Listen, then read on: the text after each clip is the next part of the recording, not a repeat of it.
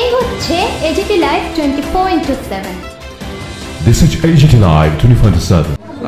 শপথ গ্রহণে পূর্ব জলেফা পঞ্চায়েতে, তো এখন আপনি চলে যাচ্ছেন, তো এখানে কি শপথ গ্রহণ হয়ে গেছে? না, শপথ গ্রহণ হয়নি। এখানে মিটিংয়ে সবাই মেম্বাররা উপস্থিত হতে পারেনি। যেই কজন এসছে ওদের অ্যাটেন্ডেন্স রেখে মিটিংটা যেহেতু কোরাম হয়নি সেই জন্য এটাকে ব্যাপার। পূর্ব জলেফা পঞ্চায়েতে শপথ গ্রহণ অনুষ্ঠান ছিল পঞ্চায়েত সদস্যদের, তো এখানে আসার পর আজকে কি শপথ গ্রহণ অনুষ্ঠানটি হয়েছে? আজকের শপথ গ্রহণ অনুষ্ঠানটি আপাতত অ্যাডজার্ন বলে ঘোষণা করা হয়েছে, কারণ এখানে 9 জন মেম্বার আছেন যারা নবনির্বাচিত, ওদের মধ্যে মাত্র 2 জন উপস্থিত আর বাকি 7 জন অনুপস্থিত। ওই কারণে আজকের মিটিংটা অ্যাডজার্ন হচ্ছে।